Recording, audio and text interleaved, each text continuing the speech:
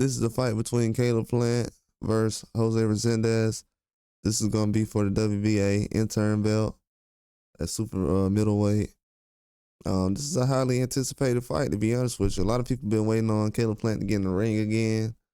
We thought that Berlanga was a choice. Thought that maybe Charlo last year, this year, maybe next. That's what they're saying. This is kind of like an anticipation fight for the Charlo and Caleb Plant fight, which would be huge. In my mind, it would be huge.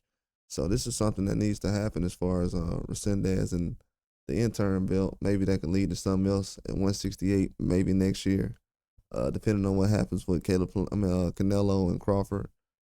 Maybe Crawford, best case scenario for Caleb Plant, Crawford gets the belts, drops them, and he becomes an option.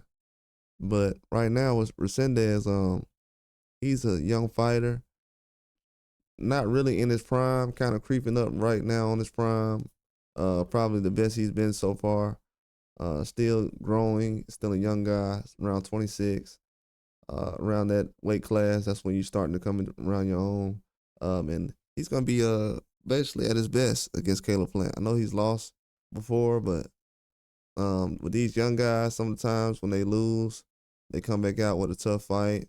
They fight tougher in the next fight, and I think with Caleb Plant, he's gonna be able to break this guy down, but it's not gonna be easy as it was, I would say, as far as stopping him, like it was in the McCumbee fight against McCumbee.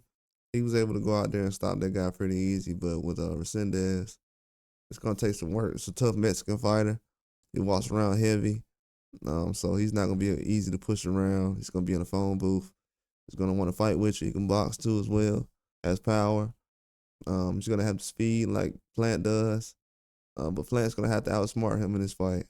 He's gonna have to use his aggressiveness and his style against Resendiz's style is gonna have to be used as Caleb Plant's advantage. You know, use his disadvantages, and if he's not a guy who jabs a lot, try to out jab him. So I think Caleb Plant's gonna have to be in that situation. He's gonna have to box a little bit more than he did in the last fight.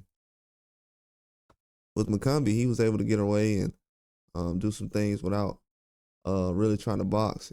He was a lot more phone booth fighting, inside fighting, which can be a fight like this, but I don't think that Caleb Plant should get in a fight like that. He shouldn't be in another war.